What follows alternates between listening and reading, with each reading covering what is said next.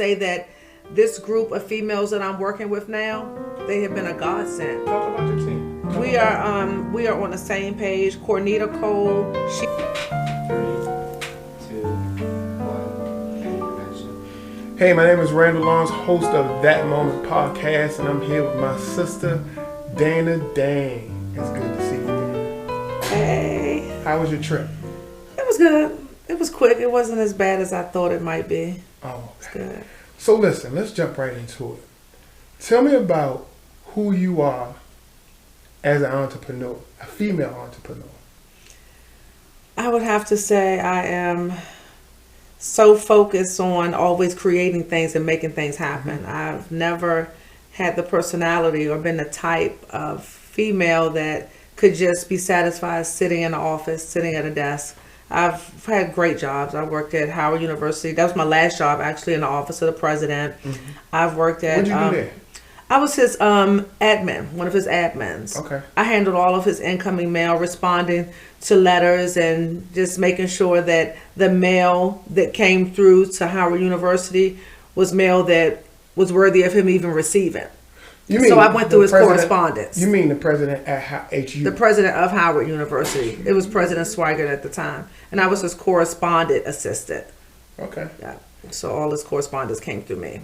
At a specific time now, I've known this young lady for almost 20-something years. And I know her spirit. I know she's about that hustler mentality, not in a negative way, but hustler mentality of trying to make an entrepreneurship name for herself. Tell me exactly, when did you know that, hey, you know what, working a 9-to-5 ain't for me? My last job, and that was at Howard University in the office of the president. That was the last job that I had. That was the last job that I had. When I walked out of that office, I said to myself out loud and to my parents that I will never work for anyone ever again once I walk out of this office. Then was that the same question I just asked you the first time? You said, was it? Yeah, was that the same question I asked you? Because it felt like it was different. It was a different question. It was different. As a female entrepreneur, do you think it's harder for you as a female? I don't think it's harder for me. And this might sound crazy, but I think I get a lot of support from men as far as being partners. Mm-hmm. And I think because of that reason, it makes it easier for me because men are not catty and attitudes. And my attitude, my spirit, I'm like, okay, I'm not tripping. Like, we can work together and we can agree to disagree. We're not going to take this into the next day or not speak to each other. So all of my partners, all of my closest business associates that I established true businesses with, a lot of those guys have been men. And I think that's a plus for me. Because men just roll with the punches, and that's how I am. How did you know at a certain time in your life where it was easier for you to do business with men than versus women? Not saying that I'm not taking it as if you can't do business with women. That's not what I'm saying. Right. But you said you find it more easy, and I'm pretty sure that's not what you said. Yeah. But you said you find it more easy to do business with men. Right. How did you know that? Was it through trial and tribulation, or was it through failure? I realized it was easier to do business with men at that time when I was doing a lot of business with guys because it was no egos. Mm-hmm. It was no egos. It was nobody fighting to be the superstar in the group. Mm-hmm. It was everybody on the same page at the same time, pushing for success. Mm-hmm. And I found that with females, it's not that cut and dry. Mm-hmm. Because a lot of females, they don't want you to outshine them, or they don't want to be in your shadows. When guys sitting at the table, it's none of that. It's let's get it done. Mm-hmm. Everybody has the same vision, the same purpose. And I can honestly say right now, my team full of females.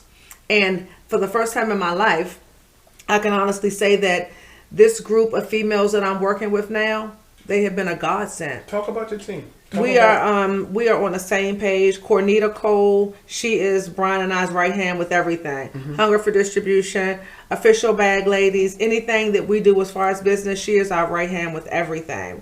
Cornita Cole, Malika Hayward, she's my best friend, everybody knows that, but Malika's always there for whatever I need to be done. Javon, Anastasia Sky, she's an artist, she's a singer, but at the same time, she's always there as a shoulder for me to lean on, and I can depend on her. And Jocelyn Vance, she worked with me on my stage play debut. She was a stage manager, and she's cut and dry like me. She's no nonsense. She doesn't get in her feelings, and her purpose when she steps in the room is to let's handle business and play later. All right, so here's the thing. I'm going to jump back on this topic, but I'm going to go back a little further. Talk about some of the failures in your life, because most people don't understand. Without failing, you can't succeed. You have to know which direction you need to go in. And in order for you to do that, you have to fail at a lot of things to know which direction you want to go in. Talk about some of the things you tried to do and you have actually failed. Failure has been my motivation. Yeah, because that's what it is. Failure has been That's my motivation exactly what it because is. I have failed and failed and failed. Yeah. But the good thing is I just never give up. Damn, I forgot your question. Talk about some of the failures that you've actually... Some of the failures that I experienced in life, my stage play. I would say that I wanted to hold off on the stage play. Okay. So go back deeper. Go back further in your life when you actually go back further in your life when that wasn't a failure. No, your support system. Okay, I will. You name everybody but Monique. Okay. Yeah, that's the partner Brian in the background and the hubby. Talk about the failures in your life building up to where you are right now. I would say some of the failures in my life building up to where I am right now. Yeah. The first I would have to say was me just being immature and not taking life seriously Yeah. years ago. Yeah. I would be so much further in life than where I am right now. I didn't take life serious. I didn't have a plan. I didn't know what I wanted. I didn't know where I was going. I didn't know what I was doing. It was like I was just living. And I made a lot of bad decisions growing up, from staying back because I just stopped going to school one year, to popping ecstasy pills every day for years. So it's like me just doing reckless things most of my 20s, going into my 30s. I just got to the point where I felt like if I didn't get my life together, that I would never get it together. It's like God keeps giving you chance, Dayne. You got another chance. You got another chance. Like I said earlier, I've always had jobs, and I've always had good jobs. I would get a job. And part of me not being able to maintain a job through my 20s was I wanted to hang out in the street. Yeah. I wanted to party. Like, that's what I wanted to do. If I had a job, like I worked at this law firm, O'Toole, Rothwell, Nassau, and Steinbach, one of the top law firms in Washington, D.C. And I had the best bosses, but I would go out, and sometimes I could not get up in the morning, and I wouldn't get up. I had friends that would get up and go to work. I don't care if we got in the house at 5 o'clock in the morning and they had to get up at 6, they would go. Me, I'm not getting up. And I might do that 2 times in a week. And I lost a lot of jobs because of that. I was just reckless. And it just got to the point where I lost my dad. I got very ill. I had a life-threatening parasite that was basically eating me alive. It was eating the inside of my stomach and my intestines until I was a size 7 at that time. I went down to a size 0. Every time I looked in the mirror, I was just getting smaller and smaller. And I would go to the doctors and they would say, you have acid reflux. I was doing this for like months until I found out when they actually went inside of my stomach and told me what was wrong. But it was going through that, and I had a stroke. Going through that, losing my dad, I just felt like I was losing myself. And I didn't have to go get any type of professional help. I decided, and I started believing in God and praying to God that you have to get yourself together. I had to want it. Everybody wanted it for me. Yeah. I came from a great background. Mother and father were married to the day my dad died. No stepbrothers and sisters. My parents were very, very great parents, but I just chose to make bad decisions, and it got to the point where I'm almost 40. Right. What are you doing? So this show is based we try to provide a bridge here so others can cross and look at success in a totally different way. Majority of the times when people come on talk shows, they just talk about the good things and what it is that they're doing now. And sometimes it's okay to talk about the good things, but it's even better when you can have a relatable conversation with the audience about the bad stuff, because you never know who's actually going through that process, the same process that you've actually, and they don't know how to get out of it. So piggybacking on the fact that you lost your parents, you had a parasite. You lost your dad, you had a parasite. Talk about more about how you snapped yourself out of it. How did it affect you? How did it affect you as far as your relationship with your mother, as far as the relationship that if you had with your friends or significant other? How did that affect you? How did you know? And when did you know that I got to snap out of it? And how did you snap up out of it? I snapped up out of it once I started realizing that I had to change my circle. Mm-hmm. Once I changed my circle, I started seeing a transition. Mm-hmm. I stopped wanting to do some of the things I was doing. I definitely stopped taking ecstasy pills every day. I just couldn't imagine waking up without it. Mm-hmm. So it's like, once I just realized I wanted to change, something just occurred, something came over me, and I said, okay, well, I just need to stop this. The pill thing was major. So I would stop, but as soon as I went out with that one or two friends, I might not have seen them for 3 months, and I would do it again. And then I'm like, okay, to myself, I'm saying, oh, you're doing good. You're not doing it every day. You're only doing it every 2 or 3 months now. Mm-hmm. So I felt like I'm still making excuses for myself. Right. That's still okay. Mm-hmm. You're good. And then the transition came. I met my now husband. Mm-hmm. And when I met him, I was brutally honest with him. I told him that I was doing ecstasy pills for a very long time. I stopped, and I still do them periodically. I told him that. So I just didn't want to start because I really liked him. I didn't want to start a relationship with him finding out later, somebody telling him. Mm-hmm. So when I met him, I was still doing that. Mm-hmm. And I would definitely have to say he is the reason that I totally turned my life around. He's the reason. Because I was still doing some of the things some of the time. Mm-hmm. But once I got with him and started doing things with him, started being around him, I started watching him and how he moved. It made me want more for myself. Yeah, want to be a better person. Yeah. So talk about, and that's having a support system is everything.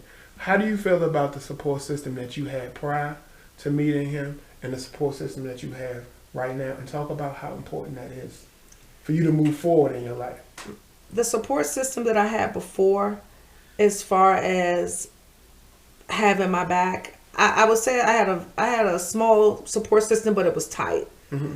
That consisted of course, my family, Cornita, Malika. They were always there, but once I got with Brian, that support system went to a whole nother level. Yeah. And then I had people around me, that friends and stuff and other entrepreneurs that would give me advice, that would tell me things, but nobody was actually physically showing you. Yeah. People like you, Randall, you've always given me a chance to be in front of the camera. You are brutally honest. I know you want the best for me. So I cherish people like you because you help me. You have given me opportunities. Mm-hmm. You have taught me. And when I need to change something or fix something, you tell me because you want me to be good at what I'm doing.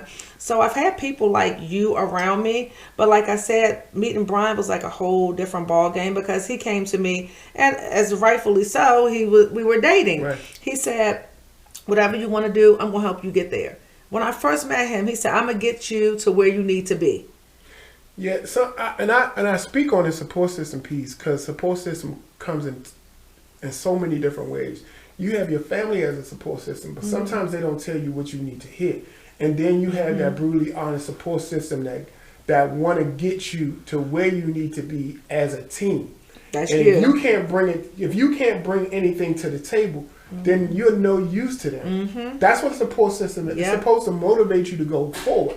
And each time when you practice what it is that you practice, you're supposed to get better and better and better and better and better and better and better. Right. So to me, a support system is so important.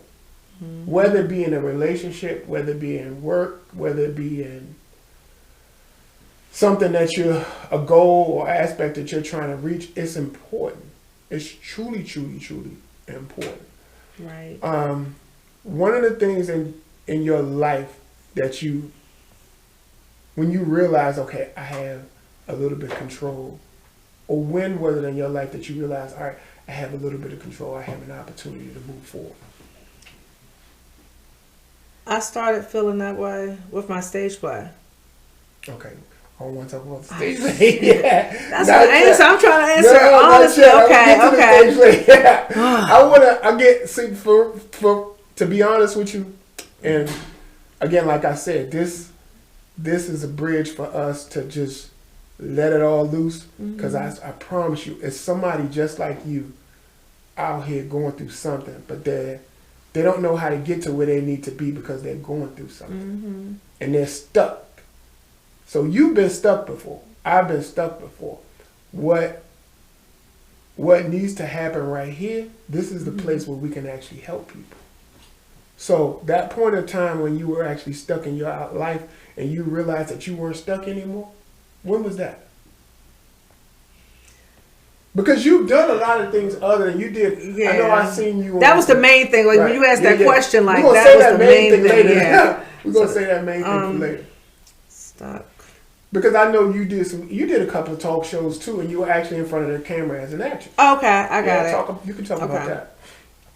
Okay, I think when I first felt like I wasn't stuck anymore was once I realized how valuable I was. Yep, there you go. Once I realized how much value I brought to every project that I was a part of, I started to think to myself, like, okay, you can do bigger and better things, because when you are a part of something, I put my all into it. Yeah. The people I work with tell me that they appreciate me, put my all into it. So I know I'm valuable. So now I need to tap into myself more so I can do more for myself, because I see that I have it. I have what it takes. I just been like sleeping on myself, and a lot of times I put more of me into helping other people push what they're doing. So it just got to that point where I said, now it's time for you to start focusing on you. You have what it takes, just like everybody else around you. Yeah, you're absolutely right. When you've actually started really focusing on yourself and moving forward in different directions, how did you handle the no's? Like, if you wanted to do something else as far as like acting, or if you wanted to do something else as far as like TV talk show or whatever it is, and the doors, like you wanted to go a direction and the person was like, nah, we don't need that. How did you handle the no's? Or the doors closing in your face? Well, I handled doors closing in my face by telling myself I'm gonna keep going. It wasn't meant for me. I mean, and that's the reason. My attitude is the reason why I don't give up, because I don't look at it like, I don't care if 20 doors closed in my face in one day. I'm not looking at it like, oh my goodness, my life is over, I'm never gonna get an opportunity. I'm looking at it, those 20 things, they were not for me. I'm gonna keep it moving, and I don't care how hard it is. Like, when I set my sight on something and I want to achieve something, I just keep going. Because I know if I just keep going, then I'll make it happen. It takes one person. It could be 100 people that see you and say, you suck. But it could be that one person who will give you an opportunity to change your life. So I just don't give up. That's my superpower. I don't care what people think. I don't care what people say. If I want it, I'm going to keep trying. I was about to ask you, what is your superpower? My superpower is tuning out the noise. So many people, I feel like they focus on what other people are saying, what other people are telling them to do. They're watching other people trying to be like this person and that person. No, free yourself. Just be who you are. Once people realize that they are enough, I think we will have more successful people, because they'll believe in themselves, so they'll step out on faith more. They'll try things more instead of saying, oh, I can't do that. That's just honestly how I feel. Like, my superpower is I will never give up. And I don't care what anybody thinks or says about me. I don't care about naysayers. They can't stop what God has for me. They aren't supporting me anyway. So why would I care? Like, I just don't give up. Do you find in your culture, do you get more support from your immediate culture or different cultures? Because for me, I find the closest people that you would think that would actually support you in certain ways, they won't. It's the people who don't know you will give you more support in so many ways that is. Yeah, I definitely get more support on everything I do from people that aren't close to me. Now, I have my regular support system that are going to always be there to support me. Right. But overall, it's people that I've never met personally, people that I just know from social media, or people that I meet in passing.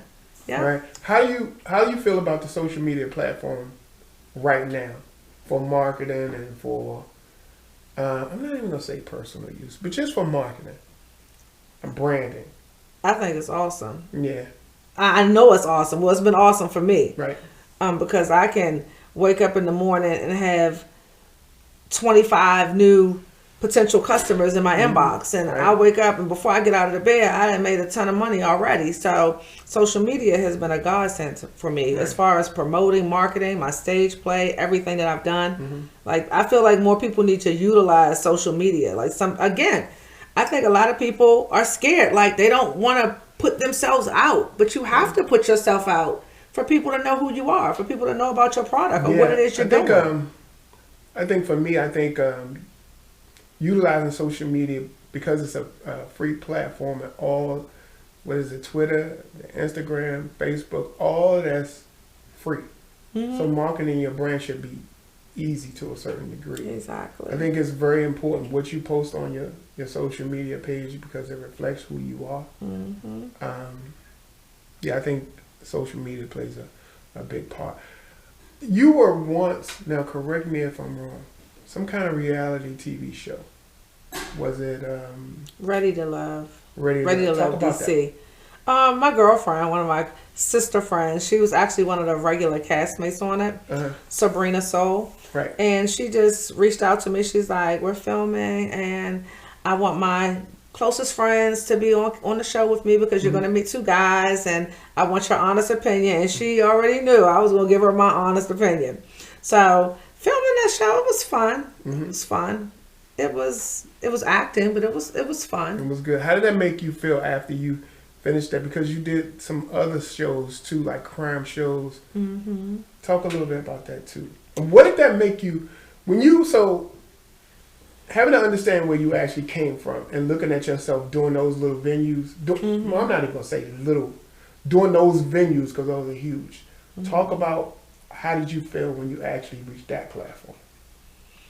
When I reached that platform, I was happy. I was happy. I was excited. And it was a great learning experience every time. Yeah, that's what I want to talk about. Great learning experience every time. When you say learning experience, as far as like being an actress, what do you mean by learning experience? It was a great learning experience being on set, because now it goes back to you saying where you used to be, like you didn't like getting up early in the morning. Like a call time is a call time. If you're supposed to be there at 4:30 or 5 o'clock, that's no nonsense. You have to be there. Yeah. How did that make you feel? I was fine with it, because I loved it. That's what I wanted to do. Yeah. That's what I wanted to do. So I was fine with it. And when I did the last show I did, I think it was on TV One, Thou Shall Not. Right. And I had to drive far, and when I tell you, how many hours? Say like 3.5 hours. Yeah. But Randy, I had you in my mind. Let me tell you why I say that, because my character, she got shot and killed. My lover caught me in the parking lot, shot me and killed me. But we had to, it was, by the time we filmed that part, we had been there since like 6 o'clock in the morning. And that's what you know what, again, this is what needs to be talked about for these shows, for other people who's actually trying to get I see what you're saying. Get to a level of, even with that, of that magnitude. Talk about what it is that you actually had to do for that small part. So for that show, we got there like 6 o'clock in the morning, and it might have been like, what was your call time? I think it was 5. Oh yeah, 5:30, something like that. So we were there all day. We filmed different scenes, but they didn't get to that final scene when I got killed until like almost 10 o'clock at night. So now it's freezing cold outside. I have on my nurse outfit, so I can't have on a coat or anything, so I have to lay on the ground out there while they're shooting me and painting me, and it was freezing out there, and it was just like you played in my mind. Right. If you wanted, this is what you have to do. Like if you're serious about it, this is what you have to do. So, and I remember you telling me, don't ever go on set complaining. Yeah, don't. That's always stuck in my head. So as much as I wanted to say, I'm freezing, I want to go home, I just sucked it up, did what I had to do, and did not complain at all. That's right. You gotta. It sacrifices. Majority of people just see certain things in front of the camera and think that's how it's filmed. But it's not. It's so much preparation beforehand. Yes, it before is. you even get to what it is that you actually are there to do.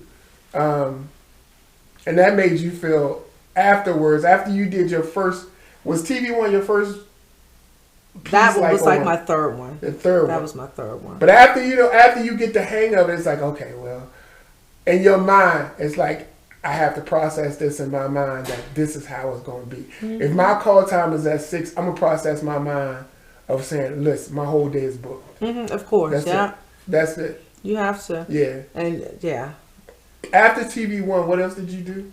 I did TV One twice. I did Thou Shall Not. I did the ID channel. The ID channel I did Evil Twin. Mm-hmm. And I did For My Man on TV One, mm-hmm. and I did like 5 altogether. I can't remember.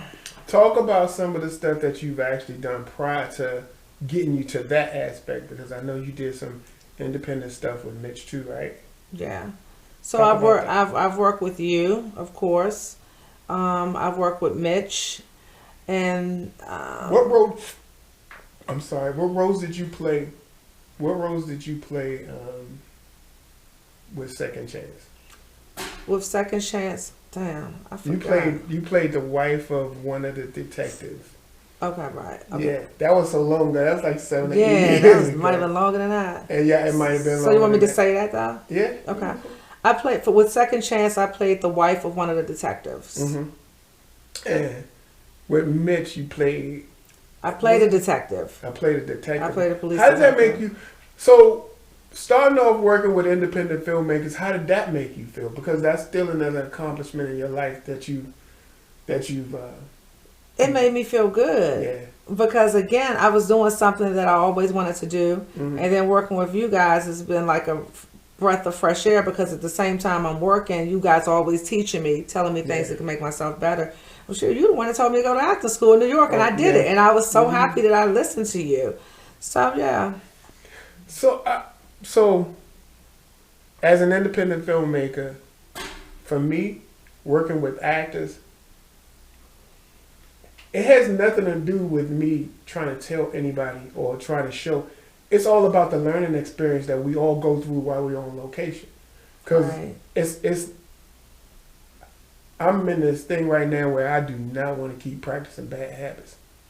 I swear to you, whatever it is that I'm doing in my life, you can't ask me to go back to practicing anybody's bad habit, because I can't. Mm-hmm. I don't want to, because it holds me back, and I don't want to stay in one spot. So if it's somewhere I gotta go, if it's some more people I gotta work with, or leave the bunch I'm working with now, or that's the direction that I choose to go. That makes sense. Because it's doing a disservice to ourselves. You understand what I'm saying?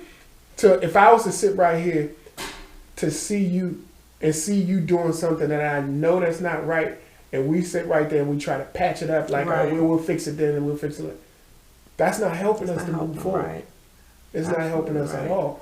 What we need to do is fix it right then and there, and then move forward, and not practice that bad habit over and over and over again. You know what I'm saying? Yeah. And that's how I kind of see things in life, not just the film aspect. And for me, I don't want to be the person that's trying to fix everything, because if I bring you into that circle and you're beside me and you see something wrong, I need for you to say, hey, we need to fix that. Or we need to look into that a little bit more. Because at the end of the day, it's all about the bigger picture. It ain't all about us, right? Right. Because we got 6 more people that's actually working with us. And I promise you, for those people looking to you for support, they might not say it. Mm-hmm. They might hold their pride aside and pretend like they don't want you to think that know what's going on or don't know how to fix it, but they are looking for you for support. And it's okay to sit right here and say, hey, you know what? I don't know this one. Right. Let's help each other on this one so we can move forward. So this project can be bigger than what it's supposed to be, bigger than us. Because one project, I don't care what it is, ain't supposed to be about one person. Right. Correct me if I'm wrong, right? Regardless of what that title is. It's supposed to be about the bigger picture. All right. Let's jump into... You looking at those persons. We ain't jumping. You saw me. Because you have so much. It's like you have little details in front before you even got to it. No, I see what you were getting at once we start talking. So I just want you to acknowledge the fact that where you are in your life, where I came from, and where you came from. Because, like when I've known you for so many years, and it's every conversation is always, how do I do this? How can I get this? How can I do this? How can we do this? How can I do this? What if I do it this way? What if I? And that's how you know that you're supposed to go in your own direction for your own self, not for anybody else. Yeah. Not for anybody else. So if it feels like I'm digging in a certain direction, I'm just going with your flow. Then yeah. The purses. Let's talk about it. The purses. Okay. Show me what you got. And give me from. Let me give you the spill on you make the bag first. Right. Yeah. So a little over a year ago, I was trying to come up with a saying to put on purses. Mm-hmm.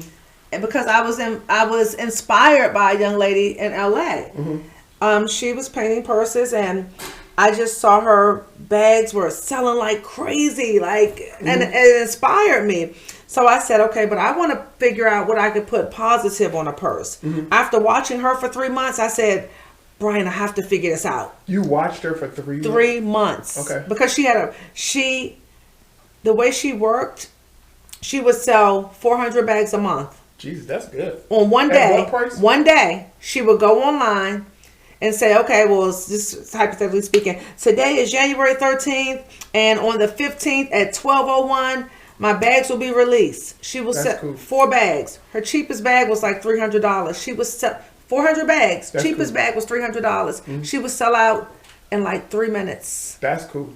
3 minutes. So she took. I watched her do that for 3 months. She took advantage of the social media platform and made it work for herself. I watched her do that for 3 months, and again, she inspired me. But our brands are different because hers says you're fake like this Birkin. Mine says you make the bag. So I wanted to promote more positivity. But I saw she was doing her thing, and I said, "Oh, I got to figure that out." But let me figure out something positive to put. I think it's sometimes when people understand what reality is and can accept it, that's a good thing too. So maybe that's why her bags are selling away the way they are. Right. It inspired me. But my point was, if some people will look at that as negative, you fake. You're calling somebody fake. You're fake like this Birkin, but I saw how successful she was. Mm-hmm. So a lot of people understood it and they liked it, the concept. Yeah. So I said, there are a lot of positive people. There are a whole lot of positive people in this world. If I could think of a positive saying to put on purses, maybe I could sell 800 a month. Throughout your trials and tribulations with the purses, what were some of the downfalls that you actually had to go through, starting in the beginning with the purses? None. So everything. Let me tell you. Once I came up, after 3 months of watching her and stressing myself, telling Brian, I have to think of something to put on here. And then I said, I was laying in bed one night, you make the bag. The bag does not make you. You make the bag. That means you make your money. I said, you make the bag. That's it. Okay, I got it.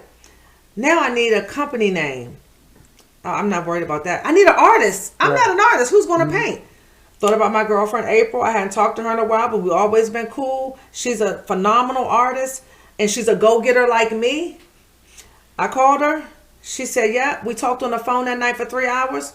We were up and running in like maybe a month or so. How did you find distribution and all that kind of stuff? We did our research off the top. That's we did our cool. research So overseas. you did everything independently. I did everything. And then you got an LLC for the company. Yeah, we did everything. Once she said yes, Brian, he sets up everything. Yeah, talk about those steps. Okay, so Yeah. once I came up with the name, Yeah. and then I called April, and she said, she would partner with me. Mm-hmm. Then I said, okay, now I have to come up with a company name. Then I said, okay, Official Bag Ladies. Now I have everything. That's cool. Then I went to Brian. This is the company. This is what we need to do. He handles all the business in the background, and he did what he had to do.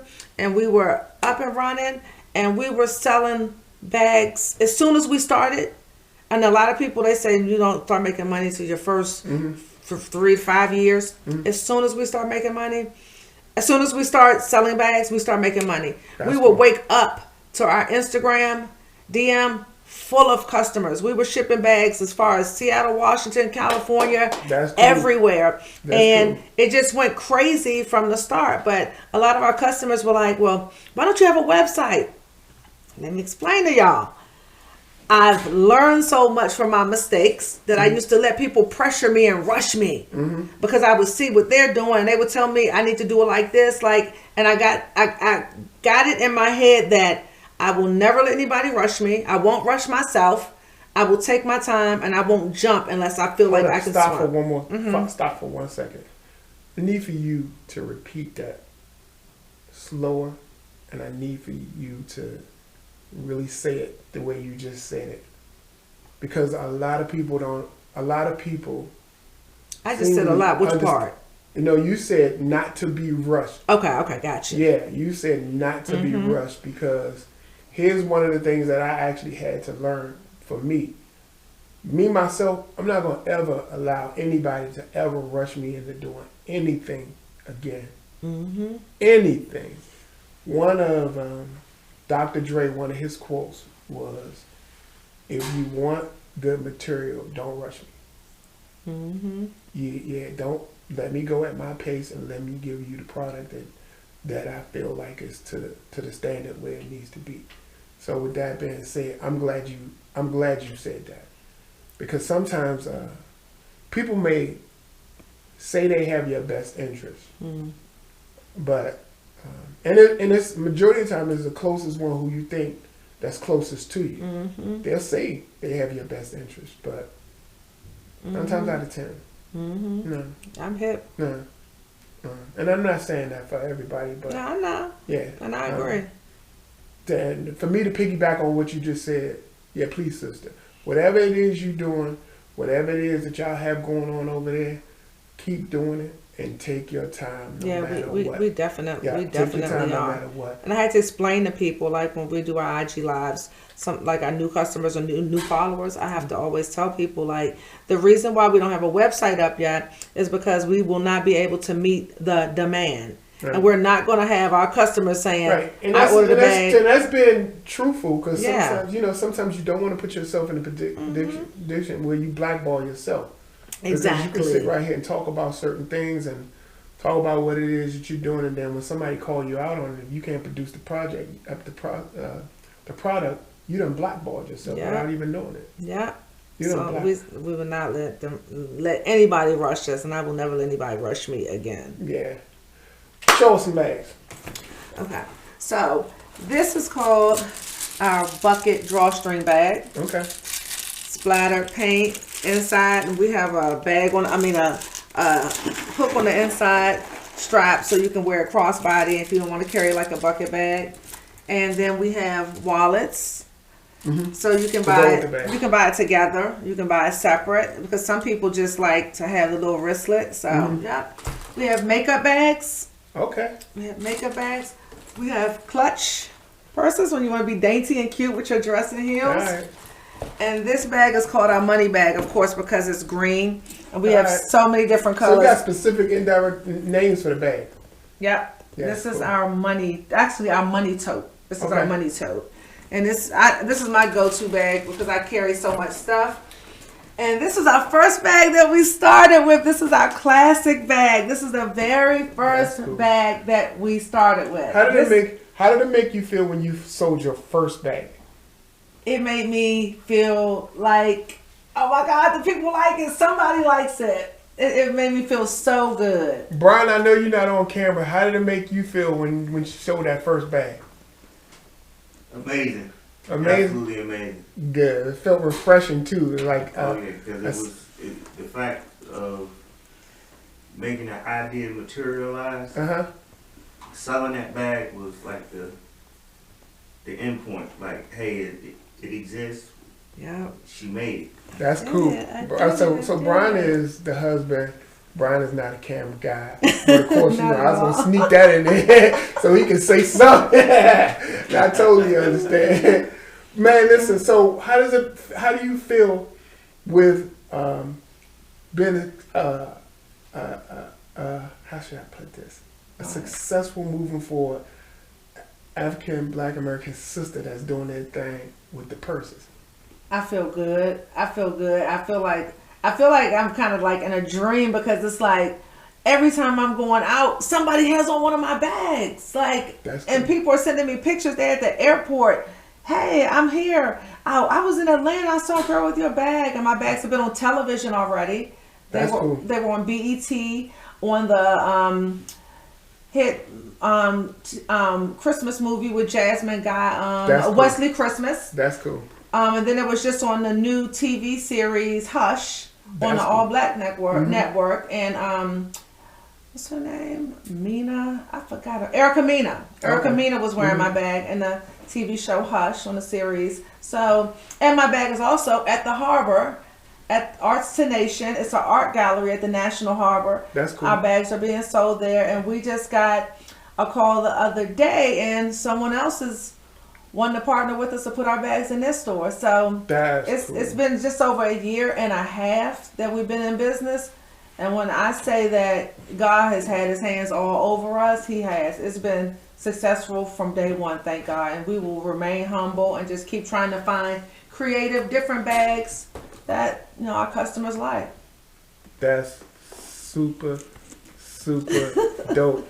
Did you want to give out the prices of how much they run? Oh yeah, I sure can. The price of this makeup bag is $25. This wallet is $40. This bag is $175. This bag is $200. Our clutch is $50. And our classic bag is $300. And this also comes with an inside pouch that you can use as a wallet, and a crossbody strap. Show the inside pouch. This. You said it's an inside pouch? Inside pouch, yeah. Like a little wallet, and it comes with it. There you go. What's on the inside? I don't want to pull all that stuff out. It's alright. It's okay. Yeah. So yeah, it comes with it, and this one is $300. So our price ranges are from $25 to $400. That's cool. That's cool. I'm truly happy for the company itself with the purchase. With the purchase of the pocketbook line. And let's talk about something else. Let's talk about this play that you got going on. A woman's love. My baby. I know you've actually written it a long time ago, but you finally got it up off the ground. Yes. And it finally did exactly what it was supposed to do. Talk about that. That was definitely my will to achieve and bring my play to life, because I felt like I went through hell and back. Talk about the hell and back. Okay, so I wrote this stage play. I wrote the script. I didn't write it to be a stage play. And the name of the stage play again? A Woman's Love. I wrote A Woman's Love about 12 years ago now. About 12 years ago now, and I wrote it just writing. Like, I did not desire to be a writer. I had no desire to be a playwright. I was in my apartment one day. I lived by myself, and I just started writing. I started thinking about things going on in the world, and I just started writing. And before I knew it, it was a whole story I was making up in my mind. I was putting it on paper, so it was just at my house. I had a friend visit from LA, and when he looked at it, he was like, "Dang, this is good. What did you write this for?" I was like, "Oh, I just wrote it." He started reading it. We would get ready to go hang out and meet some friends. And then all of a sudden, he's like, "Can I finish it?" I was like, "Are you serious?" He was like, "Yeah, let me finish it." So I let him finish it. Then he was like, "This is great. I want you to meet my friend. He can help you out, blah, blah, blah." I'm like, hold on. I'm lost because help me out with what? I just wrote this. Like, I'm not trying to do, I don't even understand what you're saying to me right now. Mm-hmm. So he went back to LA and they called me. I set up a meeting for you and with my buddy. Mm-hmm. So I'm like, okay. And still I'm just like, okay, I'm going to meet his buddy. I'll go sit with him and see what he wants to talk about. Mm-hmm. So mind you, my buddy looks like you and I. Right. He was my buddy, my homeboy. Mm-hmm. So when he said he wants me to meet his buddy, I'm thinking I'm getting ready to meet your buddy, one buddy, who's probably somebody I know or homie too. So when I go to the place, I walk into the boardroom and it's 6 older white men and women at the table. So I'm like, I must be in the wrong meeting. Like he said I was meeting this buddy. In my mind, it's just one person. One person. And then I'm thinking your buddy, it's like you got me in a business meeting and I'm thinking your buddy is somebody that looks like you and I. I'm just being honest. So when I go in there, they're like, hi Dayne, that's nice to meet you. And I'm like, hi, you know me, my bubbly self. So tell us about the script. We heard it's phenomenal. But I'm like, to myself, I'm still trying to be cool. I'm like, hold on. About what script? Like, I just wrote that. It's nothing with that. Okay, so he told us this, he told us that, and me not even thinking about having an NDA before you let somebody read your stuff, Dayne. I brought my script with me. I bought 3 copies.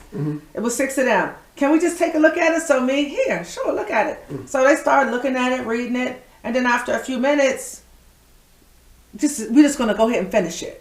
So I'm just sitting there, literally, mind you, I don't know what I'm supposed to. Am I supposed to say, no, you can't read it? Just let me email it to you. So I'm just like, okay. So I'm sitting there while everybody reads it. So then, this is phenomenal. We want to set up another meeting with you. And do you have an attorney? And I didn't have an attorney. And asked all these questions, right? I should say, yeah, but go ahead. I was so, that's how, Randy, I didn't know. I should say, yeah. So, I get home and I call my parents and tell them what happened. And then I get a call the very next day. Dayne, we want to schedule a meeting with you. Can we make it sooner? We want to redirect the direction of the meeting. And again, Randy, I'm like, what are they talking about? So here I go. I already told my brother at this point, he was like, take the NDAs, blah, blah, blah. And he was just telling me do's and don'ts. So I went there. I went to the meeting. And I was excited because I'm like, they must want to talk about something. So I go to the meeting and we're talking and they say that, we want to redirect the meeting. Okay, so what does that mean? We would like, at first we were saying, we want to help you bring this to life, but we would like to buy the rights to it. And we, under our organization, because their organization, I don't want to say what it is because it's going to mess up some of the play, but they were affiliated to what I was doing, a piece of it. Yeah. So they said they wanted to basically take my name off of it and put their name in lights. And I said, I was sitting there, I guess I was kind of confused, and then I felt like the insults started coming. And the insults were, my name is Dayne. Now I'm being called sweetheart.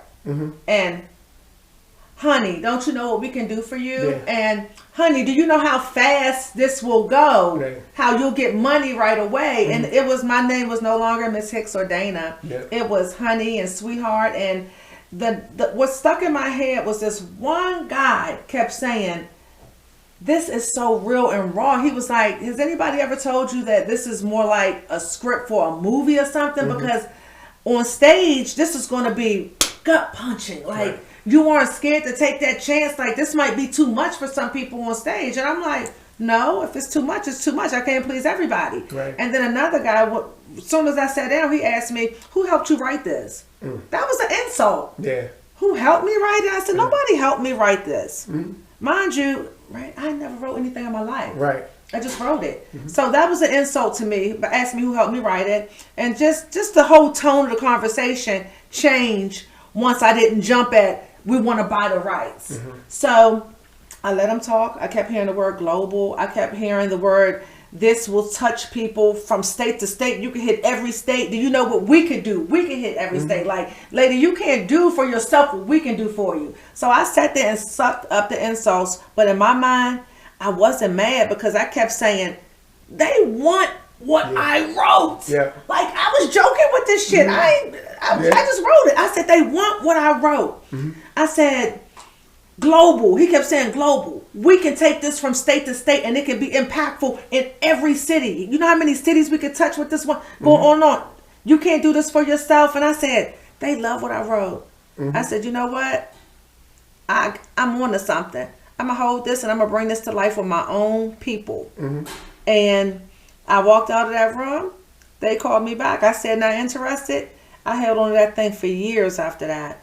But I knew I wanted to bring it to life with my people. And I was patient, waiting, because I felt like that energy in that room, they already knew. So when you say bring it to life with my people, speak, how did you bring it to life with your people and what was the process? So, because, and I say this because majority of the people who think stage play, they don't know what you really have to go through to get that stage play where it needs to be, as far as rehearsal, as far as finding talent and all that kind of. Talk about that. Well, as far as getting together with my people, after that, when I held on to it, I went through some more trials and tribulations. I had someone who was like a sister to me. And in business, you will get burnt by people that you think are the closest to you. They will switch up on you. And she was like a sister to me. So she's like, okay. She knew everything that I went through. And she's like, okay, I got this investor. I'm going to meet with the investor and we're going to bring this to life. We're going to make this happen. She called me. I got the money for the investor, for the deposit, for the theater. We can go to the theater tomorrow. Tomorrow came. Didn't call me. Never answered my call. Wasn't answering my emails. You just told me you got the check. Yeah.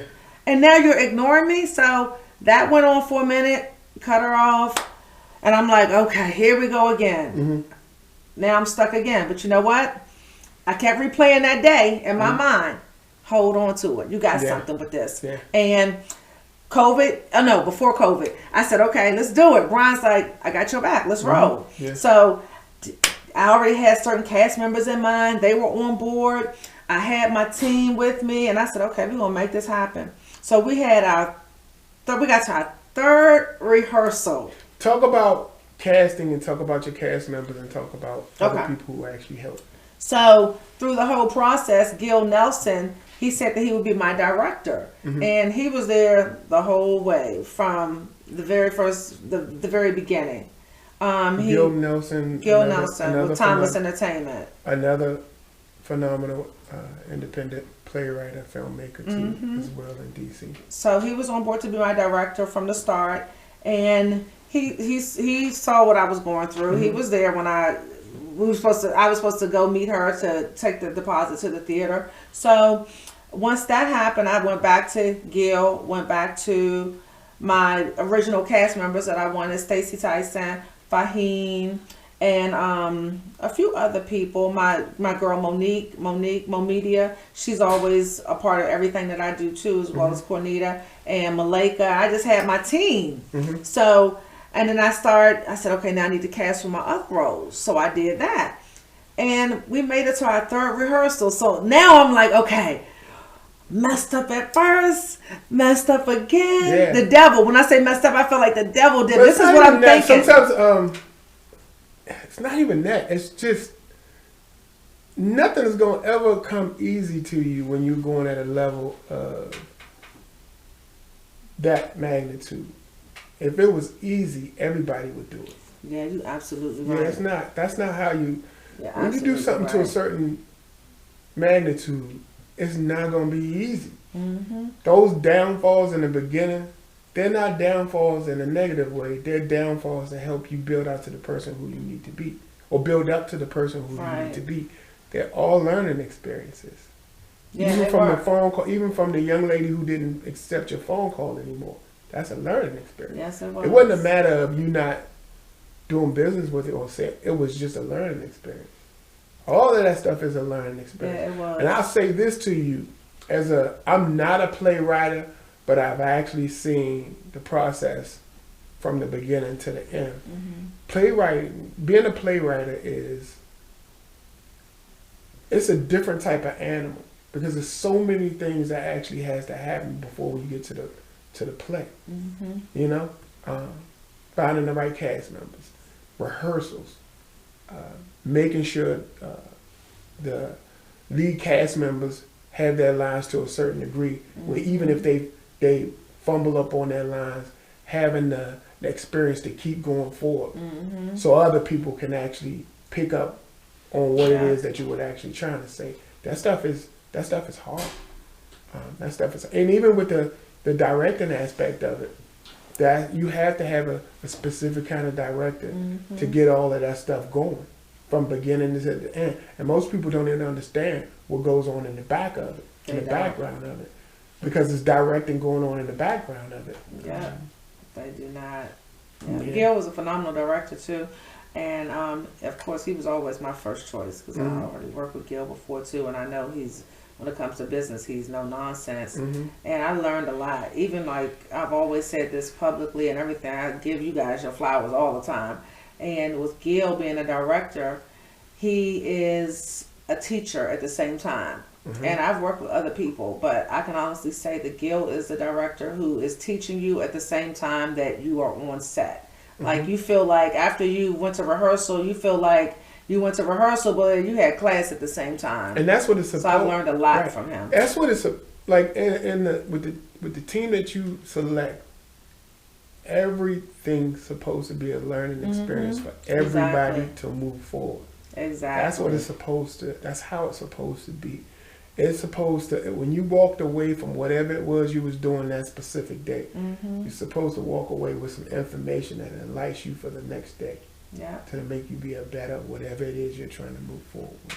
What are some of the things that you've actually learned from your first experience that helped you move stronger for your second venue? As far as the play? The play, yeah. Whoa,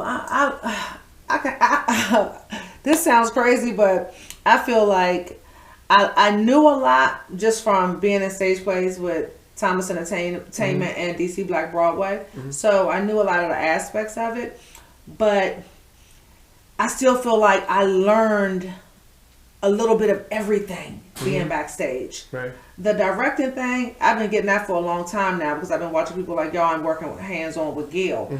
But just everything else, as far as everything that happens in the back, it's so much from A to Z, and you can't miss anything in the middle. Because of I'm talking about from the mics to audio, everything, rehearsals, and the text being there at rehearsals, and you have to make sure that everything is paid. You have to make sure you have every prop, you have food, you have drinks. Like it's so much. But I can honestly say, and I'm going to say thank you, God, before I even say this. My team in the background, it made it so smooth. I mean, we had no issues. Even with the changing the clothes, and we had enough people because I knew that when I go see stage plays, I like to transition to go. I don't like people to lose you, fall like that. They're coming back in like 5 minutes. So it's like I knew for mine, I wanted to move it. So that meant on my lead characters, I needed a person or 2 people on those. Each one needs 2 people on them. So they changing quick because we had a lot of back to back to back. I said I had to have people in place so I would not do the things that I don't like to see when I go see stage plays. And it's everybody's first time. My whole team, it was all of our first time except for Gil and Jocelyn. But having them and me having the knowledge that I had from being in stage plays and then having a team that's on point, Malika, Sassy, Brian, Cornita, and the understudies. Like the understudies jumped in to help. It was just phenomenal. For the first time, Mark Clark was our host. You know what Mark Clark said to Brian and I? Right. He said, I have done a lot of hosting for a lot of stage plays. He said, this was top tier. He said, I give you guys 10 stars. He said, it was so smooth, the professionalism, the play was good, the energy was good. He said, everything backstage is like, you guys, you can't tell me this your first time. It's like, I feel like I'm on a professional set like Tyler Perry. Dana, I came to that first play, and I truly walked away with enjoying myself. I'm so glad. I think y'all did a phenomenal job. Talk about... so glad. Thank you. Talk about how many times the play showed and talk about the venue. Okay. As far as where it was and how many times did it sell out? Okay, so it was our debut weekend, of course, and it was at the historic Bethesda Blues and Jazz. And we were blessed to be able to have our debut weekend there because of Dr. Lavelle Long. Like, he already knew that I was doing my play. He knew what I've gone through, and he's like one of my biggest cheerleaders, top 5. And he said to me, he called me one day and said, you're going to have your debut at Bethesda Blues and Jazz. And I'm like, what? No, I'm not. No. He said, no, you are. He said, I have a residency there, and you're going to... To some people who don't know what a residency is, I had trouble saying that word. Residency. It's okay. I'm looking at your face. Residency. Explain to them what that is. Okay, so DC Black Broadway is able to call Bethesda Blues and Jazz their home. Right. So they had a certain amount of time, I think it was a year or 2 years, that they are having stage plays there at their home every month. Right. So he said he got the residency there, I think it was for 2 years. And he said, you're going to do your play there. And initially, I was nervous. I said, no, I'm not. He said, no, you are. I said, okay. And then he said, you're going to do 2. I was like, oh, no, you're pushing it now. Right. This is my first time, my first play. I'm not getting ready to do 2 at Bethesda Blues and Jazz. I said, that place is big, and you have some of the biggest stars in the world. I go there all the time. Right. I'm not pressuring myself to do 2, Lavelle. I'm not doing it.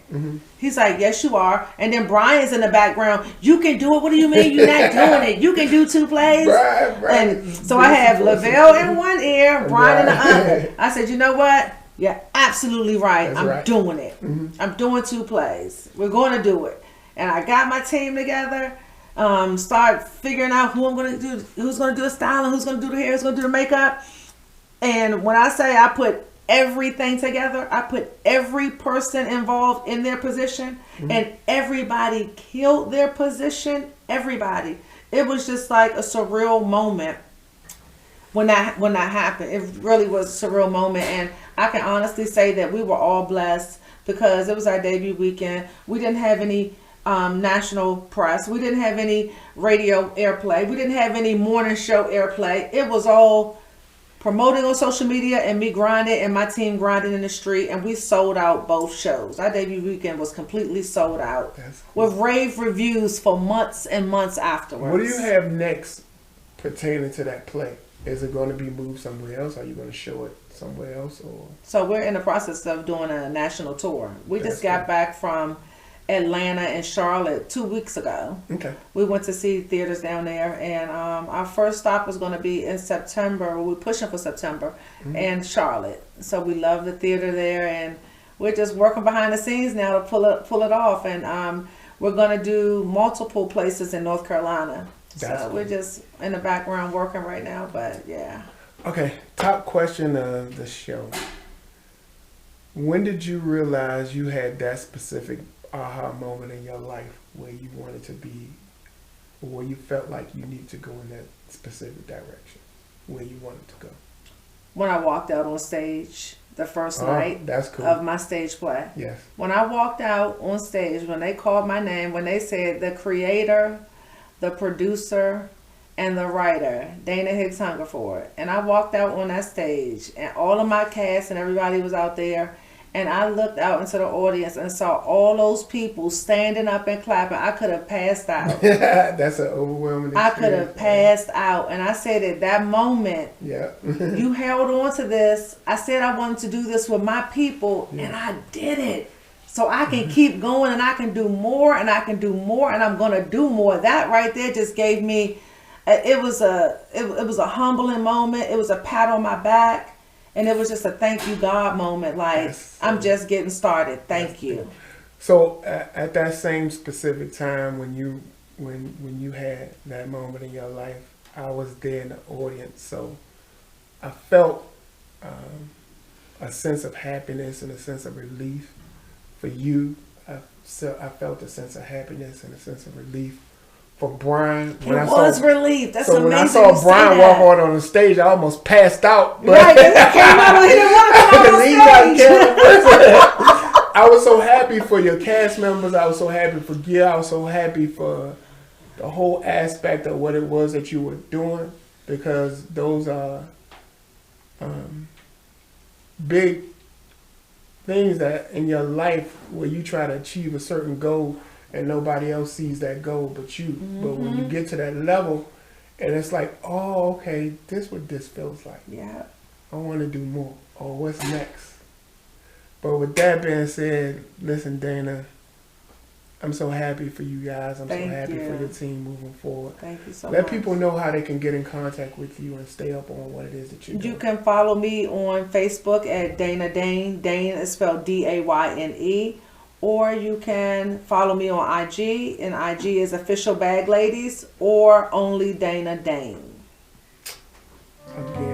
Once again, my name is RLawrence, host of That Moment Podcast Show, and this